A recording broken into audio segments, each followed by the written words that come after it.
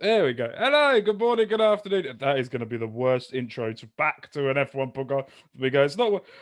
Welcome. My laptop's playing up. I do apologise, and welcome back to the F1 podcast. It's been a while. A lot of changes has happened, so we're just going to quickly run through the changes that has happened to the podcast over the time. So what happened is Josh, as we all know, has left. Um, in words, I can't give you an excuse or tell you why. He just disappeared off the face of the earth. He just sort of disappeared. He looked like he didn't want to do it anymore. So I tried to contact him several times, never come back. So we started fresh. Connor will be back. He's got a lot of school stuff that he's doing with. He will be back after the first race of the Bahrain, the first to review it. Ryan, who, if you watched all of our podcasts before, he does it all. Apart from wrestling, he's pretty useless at that. Where he will be coming in and out as he can. Today he's unable, but we have a new. How do I build this up? Like, try not build it up too much. But I'm going to build it up. I think probably. This is no disrespect to anyone else that does my podcast, by the way. The best co-presenter I could find ever, anywhere, in any space of time. I've even heard Murray Walker before he went said Niall was the best person you could get on a podcast. He did say that actually. So Niall is coming to join. He will be on every week, reviewing, building up, going through discussions, everything. We're going to get his insight as we all know, and if you've seen him before, he tweets a lot, he talks a lot. On Twitter, very insightful person as well. He loves to wind people up as well, which is even better, which I find entertaining as well. Nice So, way, yeah, in a nice way, not like the normal teenage not dickhead. Someone, But just a little. You got the dad jokes. I became a dad earlier last year, so you got to.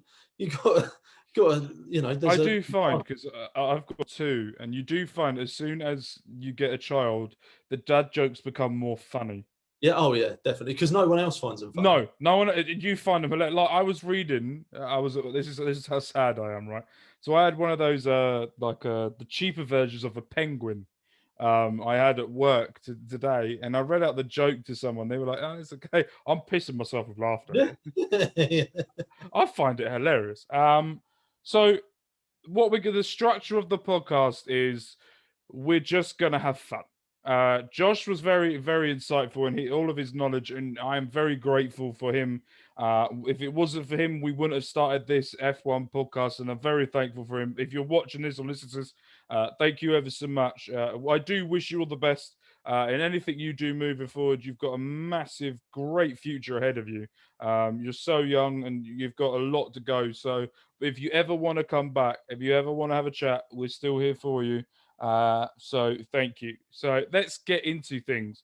Before we get into testing, before we get into anything, Niall, I want you to introduce yourself to everyone. Tell everyone a little bit about yourself. You don't have to go too personal, but anything you want to tell the people to know, and what got you into Formula One.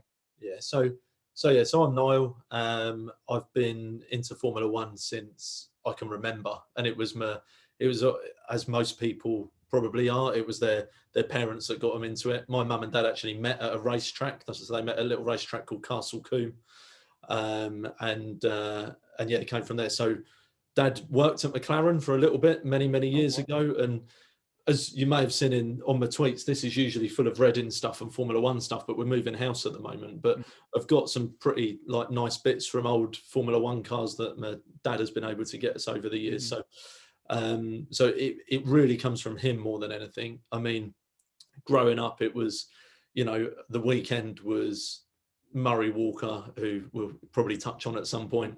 The chain and the sound of that starting, and the excitement of that, and sitting with him watching it, and growing up with Senna and Prost and Mansell, and you just reel off names and names that are coming around again. I think what's makes me smile at the moment is you've got like John Alesi's son is coming through the ranks. You've got Nelson Piquet's son's obviously doing really well. You've got Verstappen, who's obviously flying, Mm-hmm. and all of these people that are just sort of, you know, although at a very young age, we're still watching their dad sort of racing. It's crazy. So so yeah, that's it in a nutshell. I've been to a couple of sort of races in my time. Most recently went to Monza in 2015, I think it was. Wow.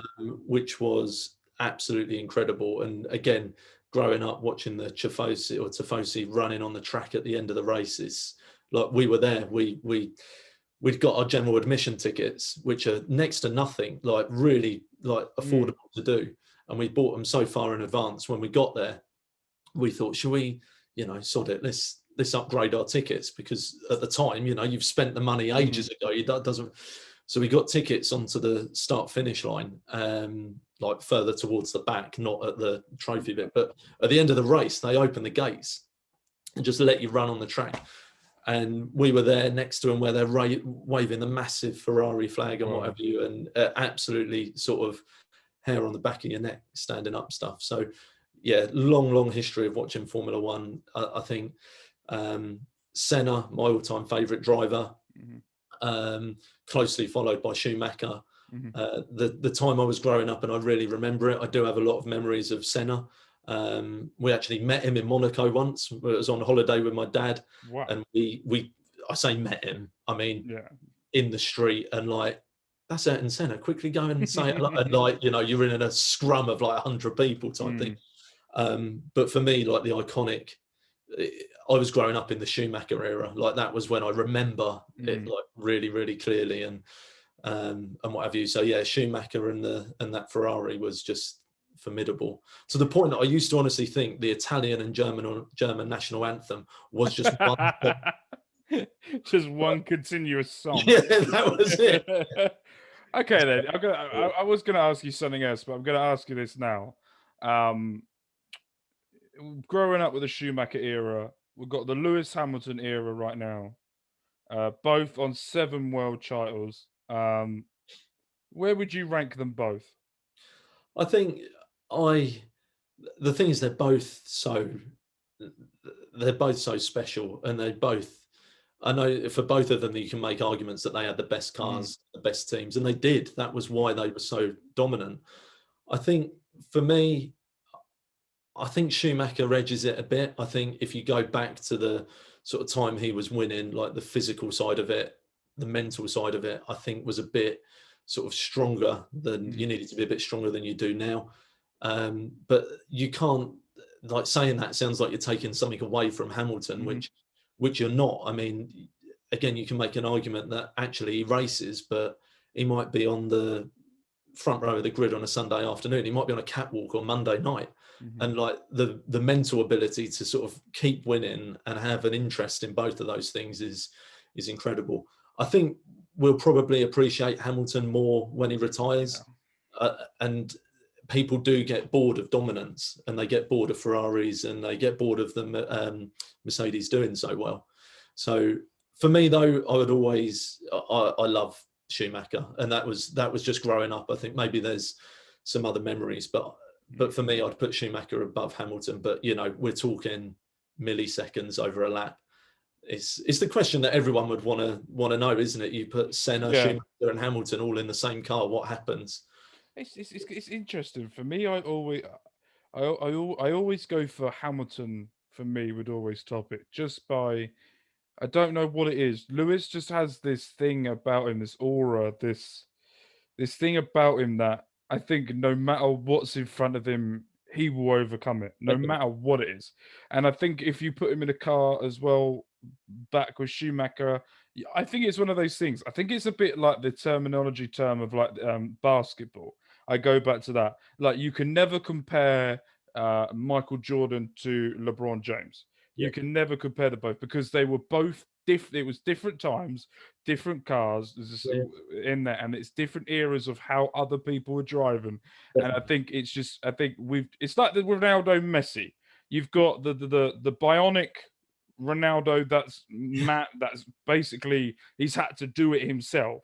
And then you get the born genius in Messi that is just that I think we all appreciate players when we don't see them anymore more than when they're around, and that's the way I feel like I think we will all I think we in about 10 years time, maybe even sooner than that, we'll all sit down and go, why are we trying to compare them? Yeah, yeah. They're both as great as each other. And that's it. And I think the things you got, the things that Hamilton gets criticised for at the moment, like he might come across moaning on the radio or something. That's exactly what Schumacher did. That's what all the top drivers do. Why don't like Verstappen does it? He throws his toys out the pram. But at the end of the day, why wouldn't you? You want to win. If anything, it shows that you're that you care and that you're bothered about it. And you know, there isn't any right or wrong answer. Personally, I think it all comes down to personal preference. And where the championships get so changed. I mean, you think when Schumacher was racing, what was there? Maybe 15 races a year, if that. You're now up to sort of 19, 20, 21. The 2022 this year, I think. Yeah, it's a stupid amount. Like it used to be a treat to watch it, and it's on every weekend, pretty much, or every other weekend. But it's on all the time. There's so many things that you just can't compare. You can't compare the points. You can't compare a lap time. You can't compare. Well, you can compare race wins to a degree, I guess. But I think it was Senna who said actually that he used to think that the sort of the measure of a driver was qualifying, and the reason for that was you are on the ragged edge. That is where everything is turned up to 11. The engine's at full chat.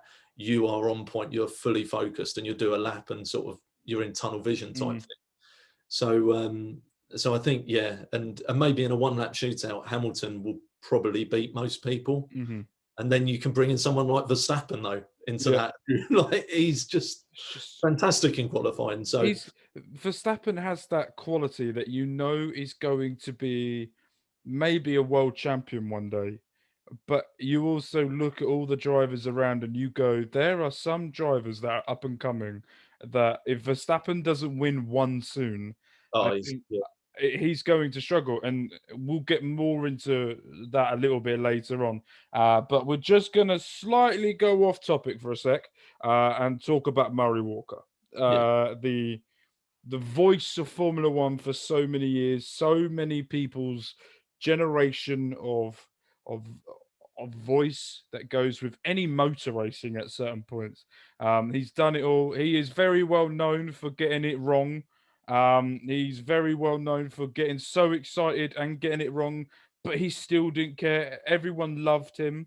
What was your reaction to hearing of the sad passing of really sad? Really, really sad. And he used to say he didn't ever get things wrong. He just didn't get his sayings right. It was never wrong. He just didn't get like the right words in the right order. But no, it was sad because you're right. You're spot on. Like as a commentator goes, when someone takes the mickey out of Formula One or takes the mickey out of commentating, they will, whether or not they mean to, they will do a Murray Walker voice. They'll do like that high-pitched excitement like thing. He is just, the voice of Formula One doesn't really cover it, but I absolutely loved him. And there are so many moments where he was just a different breed. He didn't, Damon Hill winning the World Championship in '95 at Suzuka, he sort of said, I'm going to have to stop because I've got a lump in my throat. You don't really hear commentators let their emotions come out like that. And you don't see many of them. Brundle definitely does to a different degree, but have that relationship with the drivers as well, because there was the time when I think it was I'm sure someone will correct me, but I think it was a Portuguese Grand Prix in the late 80s, early 90s, must have been early 90s. And Mansell had got back to the pits at the end of the race, turned round and he banged his head and he like smashed his head into the top of the garage. Anyway, he's doing an interview with Murray Walker and he's got his cap on and he's telling him that he's just banged his head. And Murray Walker goes, where did you do it? Just sort of there. And just like pokes him straight where it was. And Mansell was like, yeah, that's exactly where it was. You've just really hurt my head by doing that. And he was just fantastic, wasn't he? He had it all. He had a line for everything. And like you say, when he got it wrong, one of them that sticks in my mind was it was about someone had sort of outfoxed Schumacher, who where you're saying around comparing different drivers, I don't think there's anyone more sly and sort of conniving and win at all costs than Schumacher. Mhm. And he said the boot is on the other Schumacher now, and you're like, that makes no sense, but everyone knows what it means at the same time. So absolutely devastated to see it happen. I do. There was one. I saw Murray Walker at Silverstone once, and he had a T-shirt on. He'd broken his hip, and he had a T-shirt on, and he was on crutches. And on the back of his T-shirt, it said, "Yes, I am Murray Walker, and yes, I have broken my hip." Because he was obviously fed up of people like coming up to him. Are you Murray Walker? Have you broken your hip? He's like, yes, yeah, I have. Wear it on a T-shirt. I'll tell you, there was certain things, but with his passing, a lot of videos and a lot of discussion, and there was a clip that I found extremely funny, and it was an interview he had with Jeremy Clarkson, where he was sat down with very young Jeremy Clarkson at the time, and Jeremy asked him, "What was the one sport that you have never commentated on that you've always wanted to do?" And he said snooker, and everyone just started laughing. He goes, "No, I've always wanted to do it." And they gave him a microphone, and I can still see it now. And he goes, "Oh, here comes Ronnie O'Sullivan." He goes and misses it. He misses unbelievable, amazing stuff. He misses, and I was like, "Oh, it just brings that excitement." Yeah. And what you say about the microphone, it's interesting because you think him and James Hunt. I do have some early memories of him and James Hunt commentating together. And they were doing it at a time where there was one microphone between them. They'd have to sort of wrestle for it, type of thing. And obviously, Murray's was very much of a turn up 2 hours early with all your notes type thing. And James Hunt, I think it took him a while to. I'd love to have sat down in a room with the two of them at some point. But the stories you read from the people really in the know were sort of.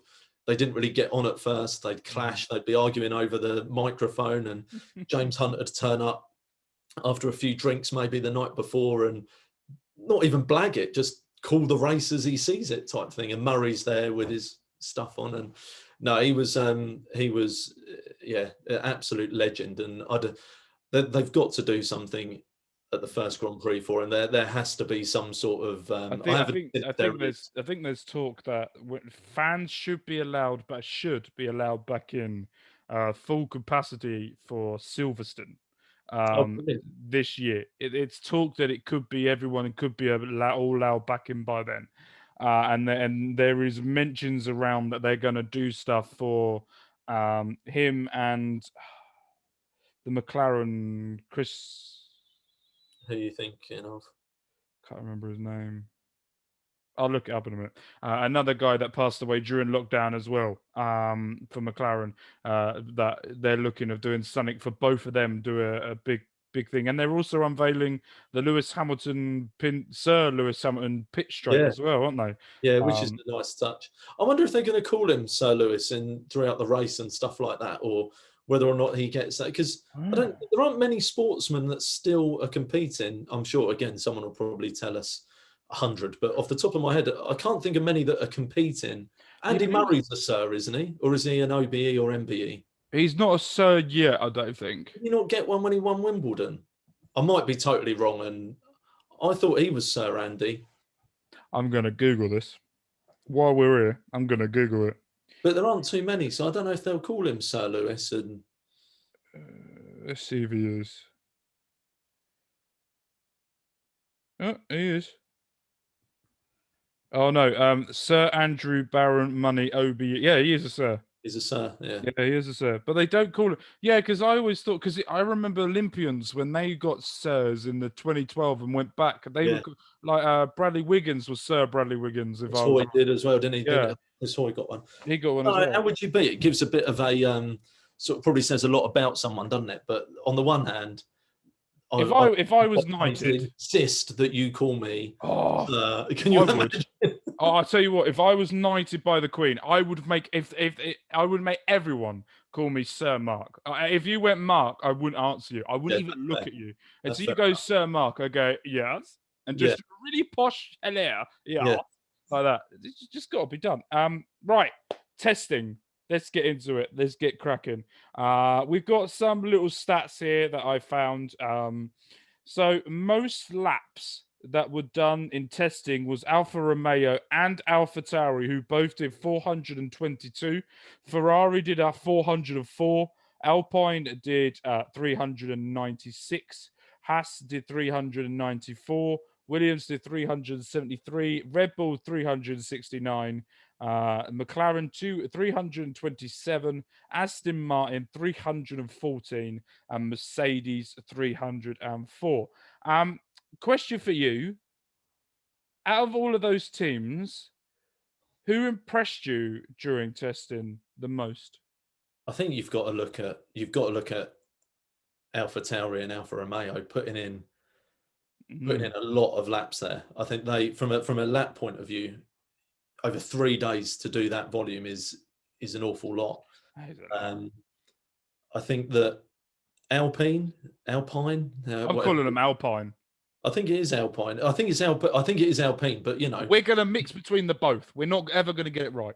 A sir would say Alpine. But yeah, maybe us commoners would say Alpine. I think that's not a bad effort as well. I mean, you know, they all end up broadly sort of within 50, 60 laps of each other. But for me, yeah, I think AlphaTauri have done well. I think Sonoda's had a great session and a great sort of first real weekend in the car. Because I also read he's the first driver born in the 21st century, which is some stat as well. That makes everyone feel old, doesn't it? It makes me feel very old. What stat shook me the most? Like McLaren, I only did 327 laps, third lowest, but they looked impressive. Didn't they have some sort of shakedown at Silverstone a few weeks ago? I think they did some sort of early testing thing. Yeah, they did.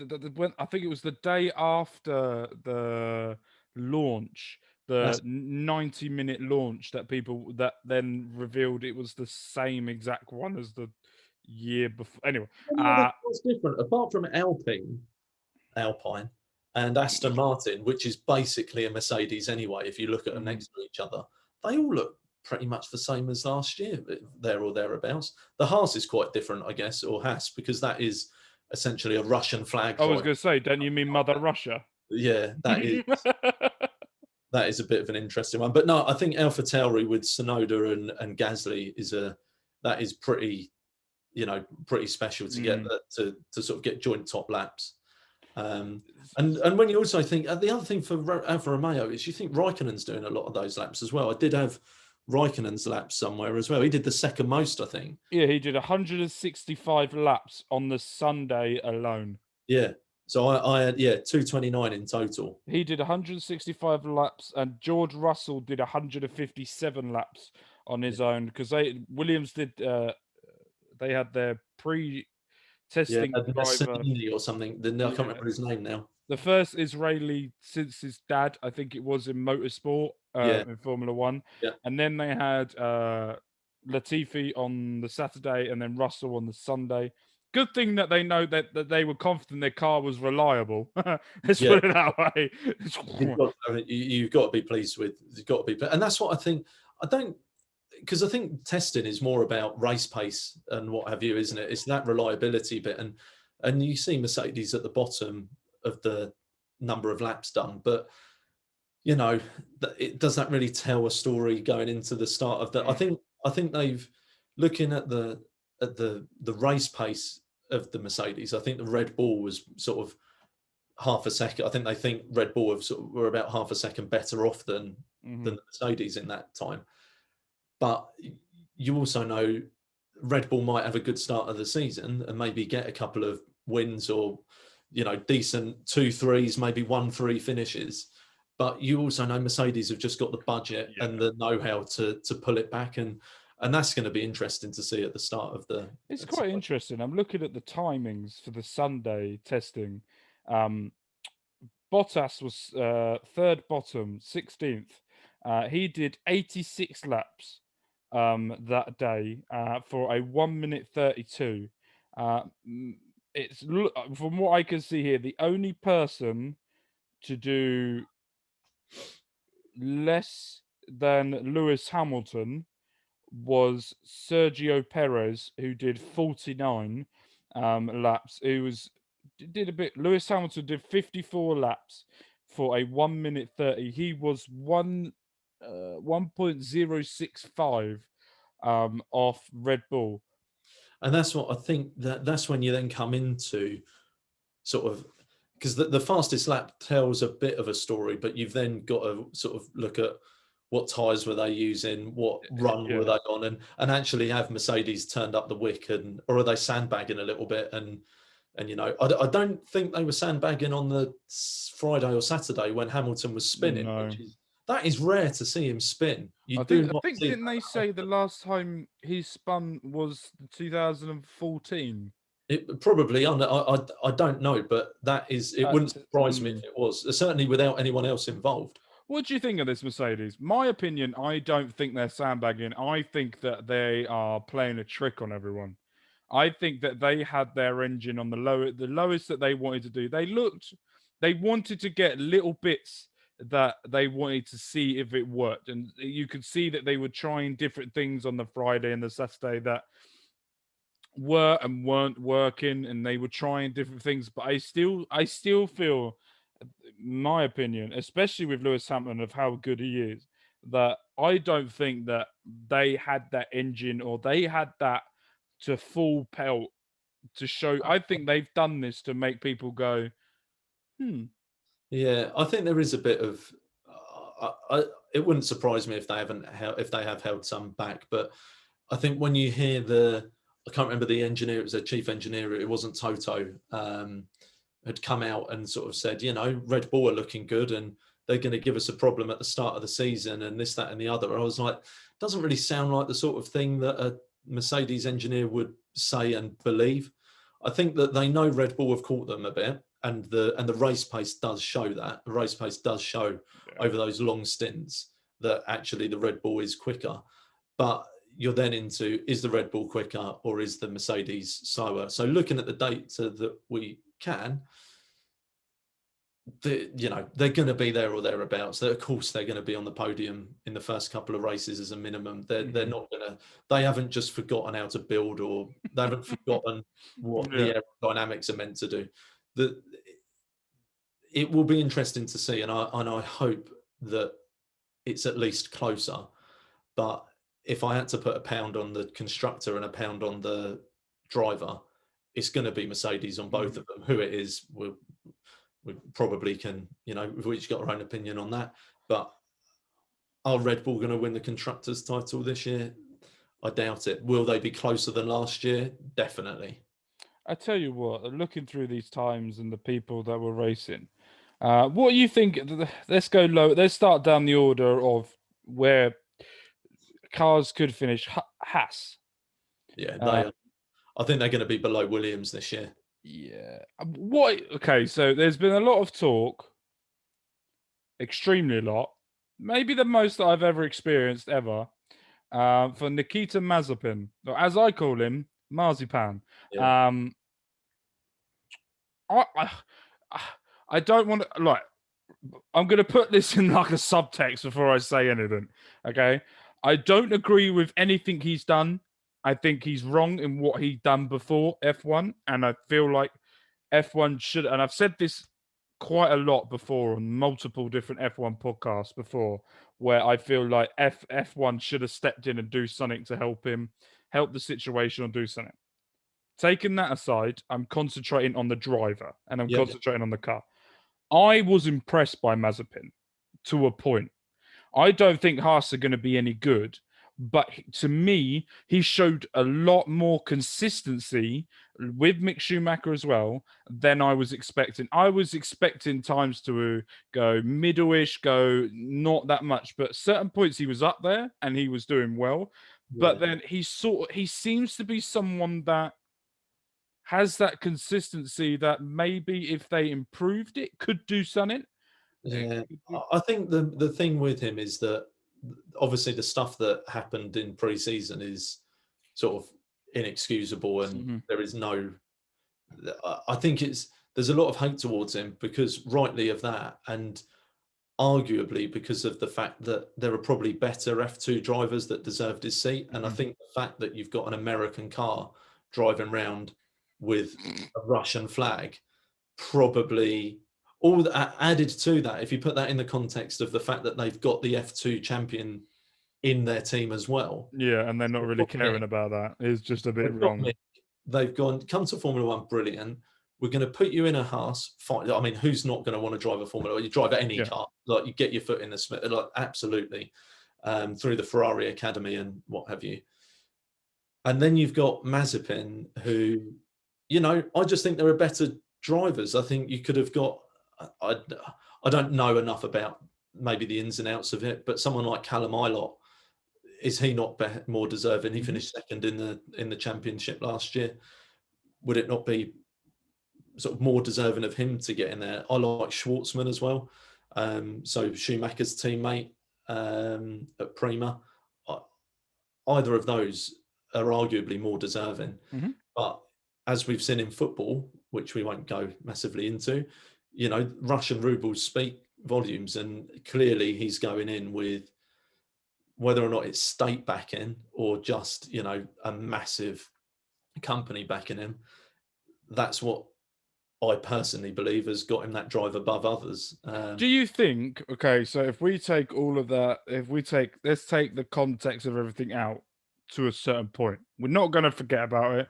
It's something that needs to be resolved, but for politically purposes for the future, and I don't want to be killed by a Russian mafia, that's basically my thinking behind this, is if we take that away, do you think Mazepin, if he does have a good car, we all know Mick Schumacher is going to be a very good driver. We've seen that during F2, and we know he's destined for that Ferrari seat.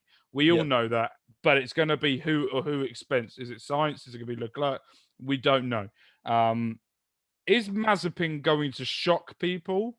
Do you think he's got the attributes to shock people and show that maybe if he gets a few races under him, he's deserved of this and not there because of the money? Is he going to do what Stroll did? And everyone thought he's only in F1 because of his dad.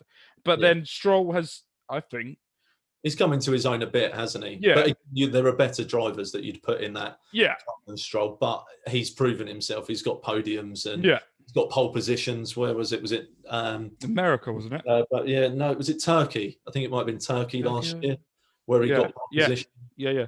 One of those races where it was raining and whatever. Look, you know, he can obviously drive a car. I just think there are better ones, better drivers than him. Will he set the world on light? I think, or shock people? I think he's got the potential to be a bit like Verstappen when he first came in. Not get to his level by any stretch, but a bit gung-ho, a bit get his elbows out and maybe shock people for the wrong reasons and feel that he's got a lot to prove. Again, going back to the mental side of it, it must be very difficult coming into Formula One with people already saying, don't really think you're going to do a great deal.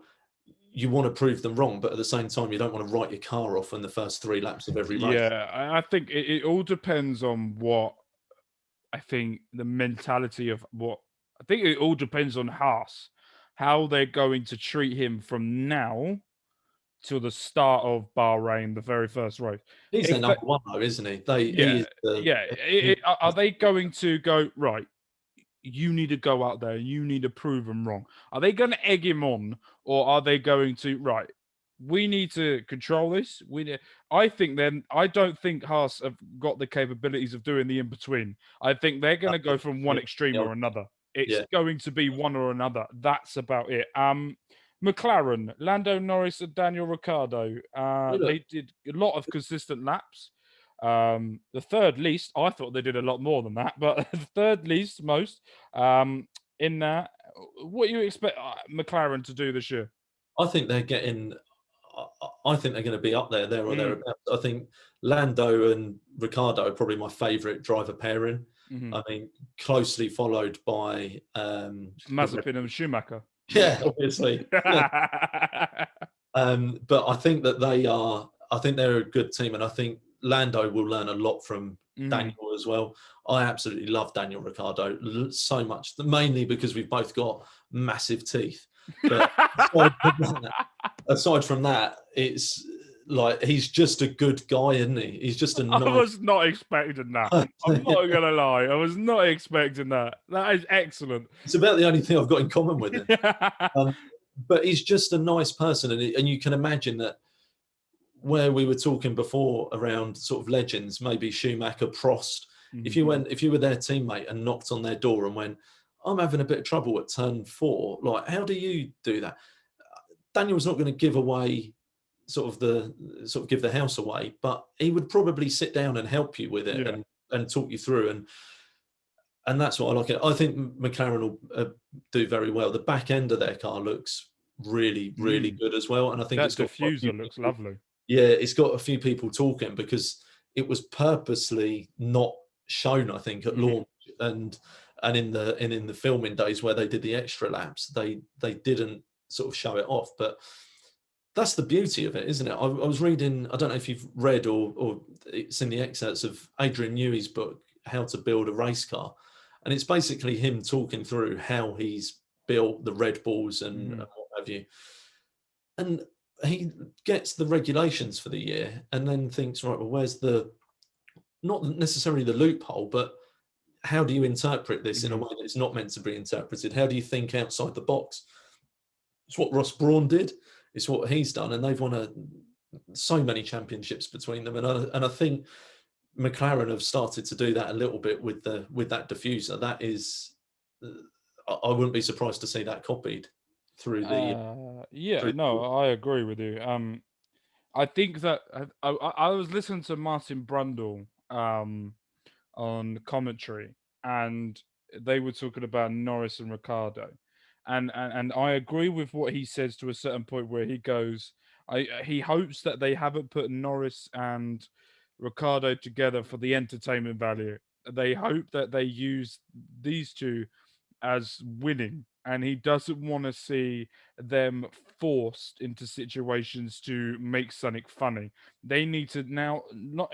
I think the very telling point for Norris's mentality was the launch where he turned around and went, "I've been here a few years now. Yeah, I know what I'm doing. I now need to show my best."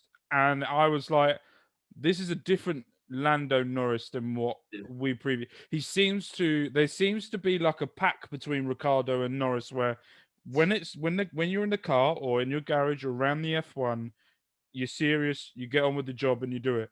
Away from it, you could do whatever you want and have a laugh and have a joke. But they seem to have found that balance at the moment of it.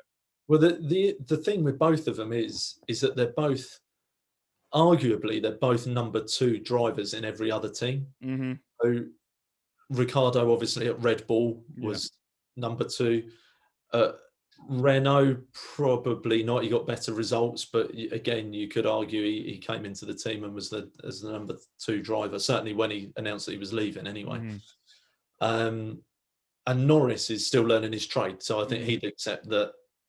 Whatever team he goes to, as much as he would want to be number 1, he would be the sort of the protege, so to speak. I think they are a bit of a. It is interesting. They're both very, very marketable. I mean, you only need to see, like, Norris is on Twitch and he's doing sort of whatever it is. He does the esports, doesn't he? And he's very, very in touch with sort of the newer fans of Formula One and the teenagers coming up and getting involved in it. And that's what he can be used for both Formula One and McLaren. I think Ricciardo he should be, by the fact that he's earned their number 1 driver for the year, and he'll probably get the new parts as and when they come through, and maybe preferential qualifying treatment. But I agree with you. They need to. They do both need to sort of prove it. Ricciardo is capable of winning a world championship. That's the thing, and I think he's done a very brave thing. You only need to watch Drive to Survive, I can't wait for that. But to see him going and taking a step back from Red Bull like that is a difficult. That wherever you go from Red Bull, because you're never going to get in the Mercedes, is a step back. So fair play for him for doing that. And again, going to McLaren, I think they've sold him the dream over last year, because they clearly have got a car that, again, is much closer to the Red Bulls, probably faster than the Ferraris, although Ferrari seems to have sorted out their straight line speed a little bit. So yeah, I think they're going to be maybe 5th, 6th consistently. I think above the Ferraris. There's one last talking point of the drivers over the weekend before we get into some of your opinions. And I've got 4 quick fire questions for you at the end after this. It's 4 because I couldn't think of a 5th. I'll probably think of a 5th while we're doing it. Aston Martin. Trouble. I was very much hyped for them beforehand. One, because I looked at the car and I went, "Oh, that is a beautiful looking car." Yeah. It don't look good so far, does it? It doesn't look good for them at all. I think Vettel didn't have a good session, did he? He didn't have a good weekend whatsoever. I think they're in a bit of trouble. Although haven't they got last year's Mercedes suspension at the back or something like that? They've got a load of the they've been rummaging around the bins in Brackley, haven't they? And have sort of cobbled a few bits together. I think they are in a spot of trouble. But again, first 3 or 4 races, as we were saying at the start of this, you're in 21, 22 races for the season. Not that you can throw the first 3 away. They will come back to it, but I think they have got I think this test probably opened, well, maybe our eyes. They probably knew what they were going into. Again, watching the Drive to Survive stuff, you see that the teams know roughly what's going to happen. So it probably wasn't a massive surprise to them, but to us, yeah, I thought they were going to be a lot better than they were as well. Yeah, no, I agree. I'm very much worried for Vettel. He left Ferrari to go somewhere that he thought would be more challenging, would challenge it more, and he's got a challenge and a half again. Right, the 4 quick round questions I've got for you. Yeah. What was the most disappointing of the testing team-wise? Who disappointed you the most? I think from a disappointment point of view. Oh, you wanted quick answers, didn't you? Probably Mercedes. Probably Mercedes were the most disappointing. Right. Yeah. Who impressed you the most team-wise? AlphaTauri. Okay. Who disappointed you the most driver-wise? Unfortunately, it's probably got to be Lewis again, hasn't it? It was fighting with the car, not there. Again, it doesn't say anything to his skill and what have you and what he's got, but from that weekend, expected more from him. Who impressed you the most driver wise? Tsunoda. Yeah. I think everyone would say the same thing. I think you've got to have a good reason for not choosing him. I mean, the number of laps, the pace he's done, and the fact that this is his first full weekend of he's done less than 100 races in total. If you look at Mazepin and Tsunoda, Tsunoda is someone who is there on merit. Yeah. Like you say, he's done 100 races. It might not be that many, but that's what happened with Verstappen. Do you remember when Verstappen went to Toro Rosso? Or no, did he go straight? No, he went straight to Red Bull, didn't he? But did he have half? Did he not have half, like 6 races at? I thought he went straight to. I think he went straight to Red Bull, and that was the fact that it was they just knew what they had with him. I'm having a quick look myself now. Oh, by the way, I just remembered it's Charlie Whiting. Oh yes, he did part of it. Yeah. Let's have a look.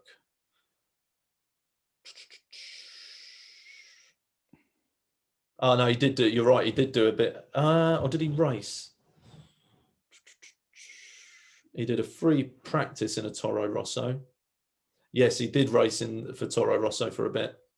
And then he swapped with someone. Wasn't it Gasly or Kvyat? Maybe might have been Kvyat, but they moved him up to Red Bull, and it was like they knew that was the right thing to do. You've got someone who's got the quality to do it. May not have done that many races, and that's exactly what you've got with Tsunoda. Whether or not he's got a future world champion or a Mercedes driver, but it's a bit different to last year, isn't it? Where you can't see either of those Red Bull drivers being demoted to to AlphaTauri this year. You can see, yeah, it's going to be interesting. But I think he's going to be there or thereabouts. But what an exciting driver to have.